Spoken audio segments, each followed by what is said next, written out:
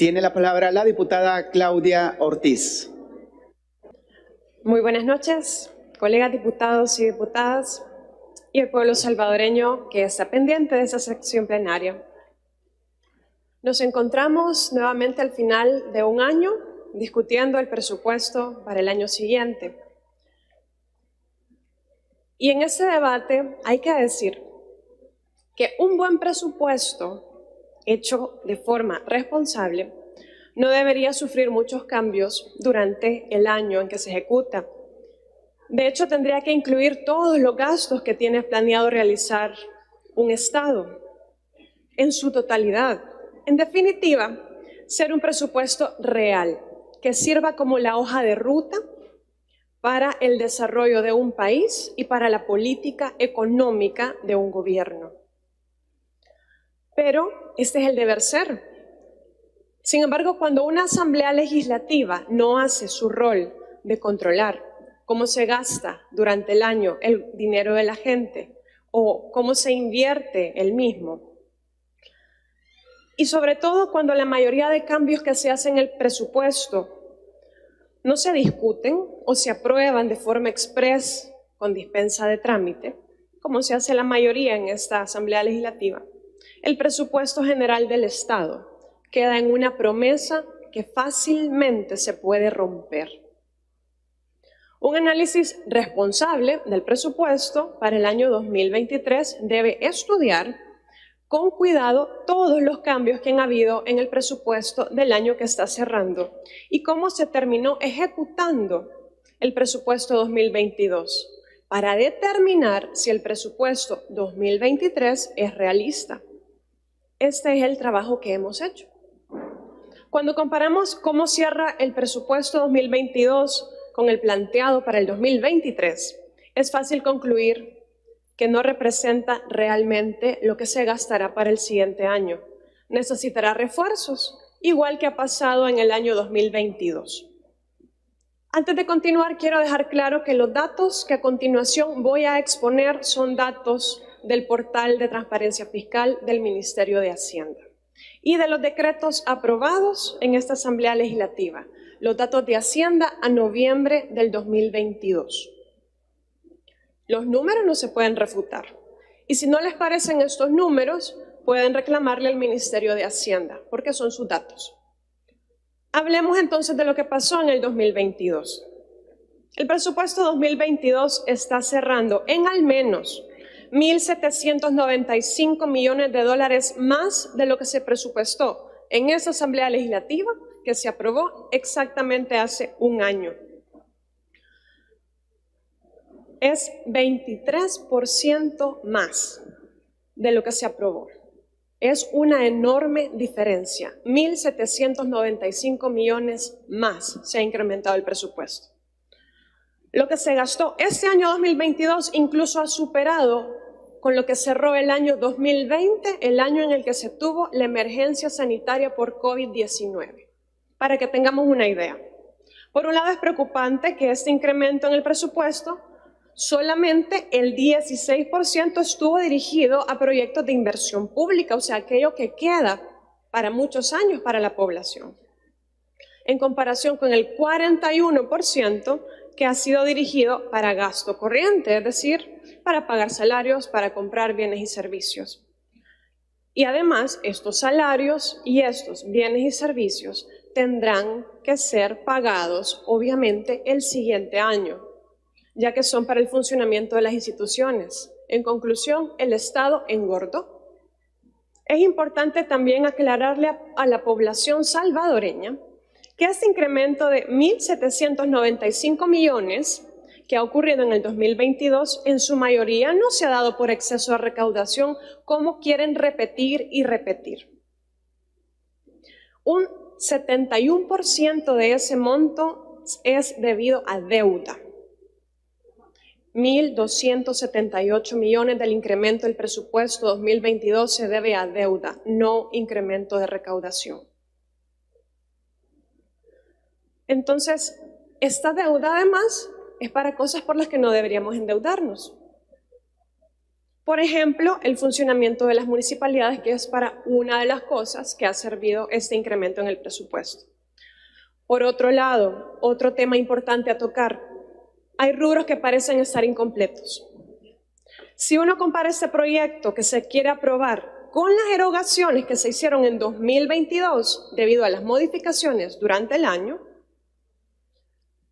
en el 2023 se están subestimando muchos gastos de cosas que son necesidades importantes para la población u obligaciones ya adquiridas por el Estado. Veamos algunos ejemplos.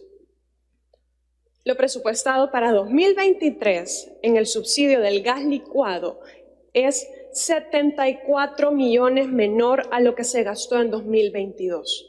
¿Por qué? ¿Acaso ya no lo van a dar? ¿Por qué no viene en el presupuesto? ¿O el presupuesto viene incompleto? A lo presupuestado para la entrega de paquetes agrícolas le faltan 43 millones si tienen planeado volver a dar la misma cantidad de paquetes agrícolas que se dieron en este año que ustedes dijeron que era una entrega histórica.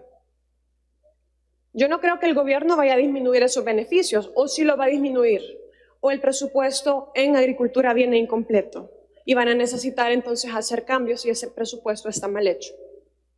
A lo presupuestado para el IPSFA le faltarían por lo menos 5 millones. A lo presupuestado para el fideicomiso de obligaciones previsionales le faltarían 40 millones. Por más que el FOP ya no exista, esa deuda siempre se tiene que pagar. ¿Por qué no está? A menos que la Presidencia de la República se vaya a apretar el cincho realmente para este año, especialmente en lo que se ha ocupado en el rubro de bienes y servicios, a esta institución le estarían faltando 13 millones de dólares si gasta exactamente lo mismo que ha gastado en este año a noviembre. A lo presupuestado para el financiamiento al programa de rehabilitación de lisiados le faltarían 10 millones. De los fondos que estarían destinados para que los 243 municipios puedan atender proyectos sociales o servicios públicos, pues de eso solo han estado presupuestados 2 millones cuando acá se aprobaron 50 millones. ¿Y eso por qué no está? Por último, el régimen de excepción pues también ha generado gastos, lógicamente, y en lo presupuestado para la administración del sistema penitenciario le estarían faltando 14 millones, y en lo presupuestado para bienes y servicios en el Ministerio de Justicia y Seguridad Pública 165 millones. Aquí hay dos opciones: o se van a incumplir parcialmente compromisos ya adquiridos con la población o en leyes aprobadas por esta Asamblea Legislativa, o la promesa que hoy estarían haciendo al aprobar este presupuesto, pues le estarían rompiendo próximamente. Y más tarde que temprano van a tener que venir a solicitar modificaciones cuantiosas al presupuesto. También hay que tener en cuenta que en los últimos días se han aprobado más préstamos que deberían estar incluidos más adelante al presupuesto, y eso también va a hacer que aumente. Ahora hablemos de la inversión. Se dice que el presupuesto 2023 posee la mayor cantidad de inversión pública, al igual que se dijo en el presupuesto 2022. De hecho, se hizo una gran campaña publicitaria que repitió esto hacia la saciedad. Pero ¿de qué sirven las campañas publicitarias y de qué sirven los discursos si al final la ejecución no se hace? Si al final la inversión no termina siendo realidad. Por ejemplo, a noviembre de 2022 hay ministerios que han ejecutado alrededor de la mitad en sus proyectos de inversión, como el Ministerio de Agricultura y Ganadería, que tiene una inversión ejecutada de hasta el 56% de sus proyectos, y otros más bajos, como el Ministerio de Salud, que reporta una ejecución del 48%. El Ministerio de Educación, una ejecución del 35% de sus proyectos de inversión. Y estas dicen que son las prioridades estratégicas del gobierno. Hay otras instituciones que preocupan aún más, como el MOP, que ha tenido una ejecución en sus proyectos de inversión del 13%, o el Ministerio de Justicia y Seguridad Pública con una inversión del 6%, otra prioridad estratégica del Estado, o la Fiscalía con una inversión del 1% en su ejecución, o el Ministerio de Defensa con una ejecución de su inversión pública del 0.24%. Y al preguntarles a los funcionarios que visitaron la comisión sobre la baja ejecución, tenían excusas o señalaban que los datos de Hacienda estaban malos. Bueno, ustedes han hablado de que todas las obras que se han hecho en este año muestran esa inversión, pero los datos dicen que claramente pudieron haber hecho más. ¿Y qué va a garantizar, si esto pasó en 2022, qué va a garantizar que en 2023 va a ser diferente? Les queda año y medio de gobierno. O no sé si quieren, por eso quieren la reelección, para terminar todo lo que han dicho que van a hacer. Por otra parte, hay que señalar que en la comisión no se llamaron a instituciones importantes como el Ministerio de Agricultura y Ganadería, el Ministerio de Economía o el Ministerio de Medio Ambiente, el ISDES, ISDEMU o la Presidencia de la República. Y muchas preguntas importantes no se pudieron hacer, como por ejemplo, ¿por qué el monto de las remuneraciones del Ministerio de Relaciones Exteriores creció tanto? Hay un incremento de 87 plazas que en promedio tendrían cada una, en promedio, un salario de $11,000. ¿Para qué van a ocupar ese dinero? ¿Para qué quiere el Ministerio de Relaciones Exteriores 87 plazas que en promedio tendrían salarios de $11,000 mensuales cada una? Algo similar pasa con el Ministerio de Hacienda, que reporta un aumento de 40 plazas más con un promedio de salario de $4,000 cada una. ¿A quién van a contratar? ¿Qué van a hacer con ese dinero? Esas preguntas no quedaron. No fue posible hacerlas, quedaron sin respuesta. En definitiva, de nada sirve un presupuesto que anuncia una gran inversión pública si al final se queda en papel, o un presupuesto con mayor austeridad si terminan aprobándose en automático todas las modificaciones que van aumentando los gastos. Y ambas cosas pasaron en 2022. No podemos pecar de inocentes y pensar que esto no va a volver a pasar. Temo que volverá a pasar.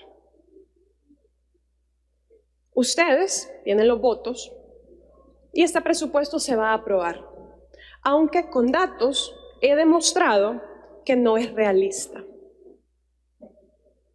Pero aún con la mayoría de votos, esta diputada, el partido Vamos, tiene la independencia para señalar las irregularidades que he expuesto. Un trabajo que con gusto he hecho desde la Comisión de Hacienda y Especial del Presupuesto, y que continúa en este pleno exponiendo todas estas situaciones para que quede en el registro y para que lo conozca la población salvadoreña. Esto es lo que hace un diputado responsable. Esto es un estudio responsable del presupuesto, que sí cuida el dinero de la gente, que sí le importa a la gente que está pasando hambre y que podría tener sus necesidades cubiertas de una mejor manera si el presupuesto se hiciera bien, si será realista y se cumpliera. Y que quede constancia entonces para la historia y para la población.